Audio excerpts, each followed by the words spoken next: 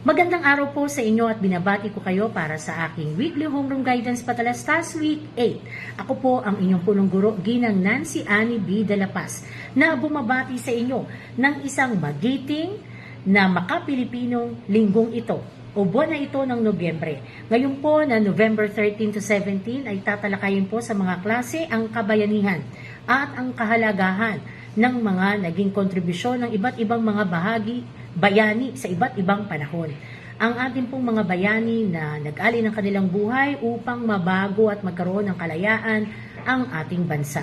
Sila na nagbigay ng kanilang panahon at oras ng mga paglilingkod upang mapabuti ang kalagayan ng ating bansa. Yan po ang pag-aaralan ng ating klase para sa linggong ito. Sa tulong ng inyong mga teachers ay pag-usapan ito sa inyong mga klase. Maganda na pag-aralan natin sa mga klase ngayon kung bakit o ano ang dahilan upang ituring ang isang tao na isang bayani. Kailangan ba na magbuwis ng buhay para ituring na isang bayani? Kailangan ba na gumamit ng baril o sandata o espada para maituring na isang bayani? Kailangan ba na nabuhay ka sa panahon ng digmaan upang maituring na isang bayani? At kailangan ba na talagang matapang lamang ang ituturing na isang bayani? Pag-aralan sana sa mga klase ngayon kung ano-ano at sino-sino ang dapat na ituring ng mga bayani. Sana ikilalanin natin ang mga bayani ng ating panahon, mga bayani na nabuhay sa iba't ibang mga panahon. At ito nga ay natutuwa ako na ipinangalan sa mga section names ninyo. Sana ipag-aralan at kilalanin sila.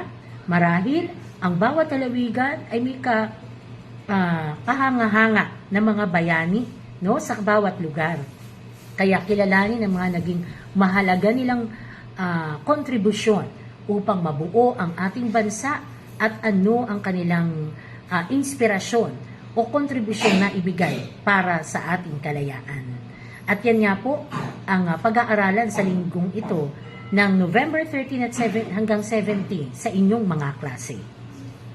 Okay, para sa ating short check-up, nais kong imbitahan ang ating mga mag-aaral na gumamit ng kanilang mga papel at lapis at ballpen para sa ating maikling check-up. Okay, number 1. Okay, sa ating watawat, ito ay may bahaging bughaw o asul at bahaging pula. Mayroon din itong mga bituin at araw na may 8 sinag. Ang 8 sinag ay kumakatawan sa unang 8 lalawigan na nag-alsa laban sa mga mandarayuhang mananakop. At sino-sino o ano-anong mga lalawigan ito? Okay, babanggitin ko ang 7, tukuyin ninyo ang pang-8. Okay, kasama dito ang Bulacan, Laguna, Pampanga, Maynila, Cavite, Tarlac, Batangas. Ano kaya ang pang-8? Is it A, Ilocos Norte, B, Cebu, or letter C, Nueva Ecija?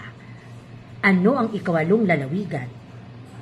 Kung ang sagot nyo ay C, Nueva Ecija, tama kayo.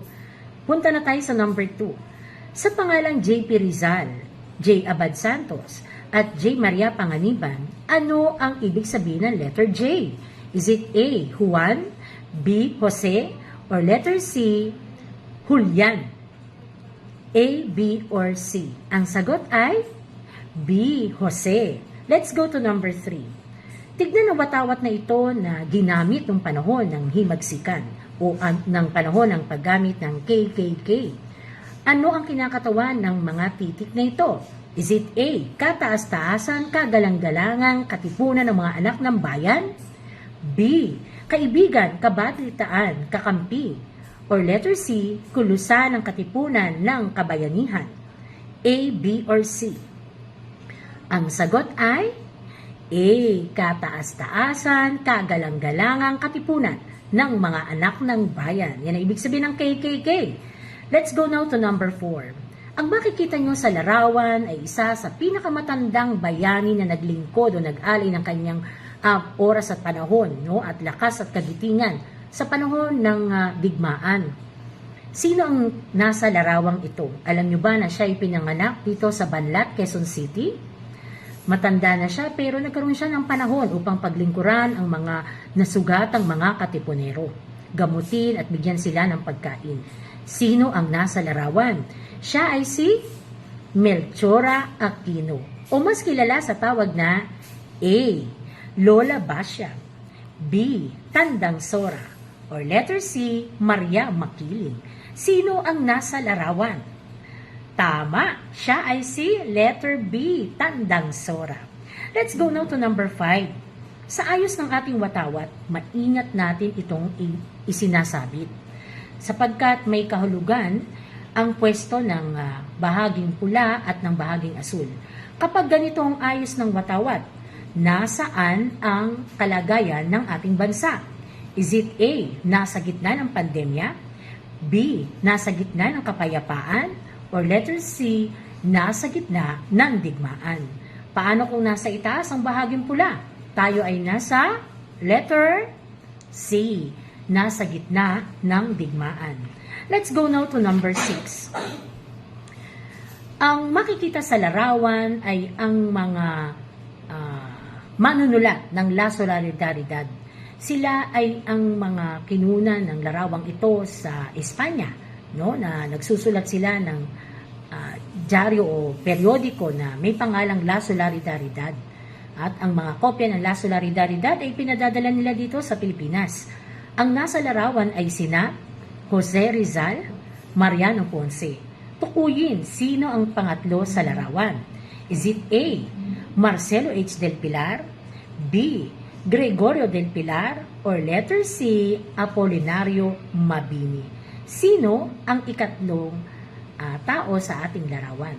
Siya ay si, tama, letter A, siya ay si Marcelo H. del Pilar. Punta na tayo sa number 7. Tignan ang larawan. Isa sa pinakamatapang na bayani nung unang panahon. No, kilalang-kilala niyo siguro siya. Okay, ang larawang ito ay sinalarawan, no, ng artist na nangyari noong 1521. No? Sino ang nasa larawang ito? A, siya ba ay si Ra Sulaiman? B, Lapu-Lapu? Or C, Magat Salamat? Ang tamang sagot ay B, Lapu-Lapu. Punta na tayo sa number 8. Si Jose Rizal at iba pang mga bayani, katulad nila Andres Bonifacio, Mariano Ponce, Gregorio del Pilar, Apolinario Mabini, no? Ay ilan lamang sa mga bayani nung panahong ito. Anong panahon naging bayani ang mga binanggit ko? Ito ba ay A, panahon ng Hapon, B, panahon ng Kastila, or letter C, panahon ng Amerikano? Okay, ang sagot ay B, panahon ng Kastila. Punta na tayo sa number 9. Sa ating makabagong panahon ngayon, sino ang itinuturing na makabagong bayani? A, negosyante, B, OFW, or letter C, medical frontliners. Sa makabagong panahon ngayon, sino ang itinuturing na mga bayani? Is it A, negosyante, B, OFW, or letter C, medical frontliners? Ang sagot ay C, mga medical frontliners. Punta na tayo sa number 10 at huling bilang na. Ang makikita nyo sa larawan ay ang ama ng himagsikan. Siya ay pinanganak noon sa Tondo, Manila. Okay? Matalinong tao ito. Napagkaisa niya ang katipunan. Okay? Tinuturing na ama ng himagsikan. Okay, sino ang nasa larawan? Is it A, Jose Abad Santos, B, Gregorio del Pilar, or letter C, Andres Bonifacio?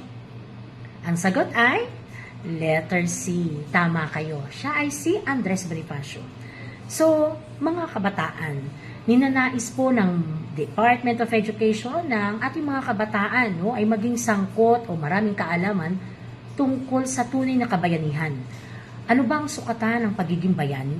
Kailangan ba na tayo ay matapang? Kailangan ba na maghumawak ng sandata? Kaya ang pagiging bayani ay ang pagbibigay ng oras, pag-aalay ng oras upang makapaglingkod sa ating mga kababayan.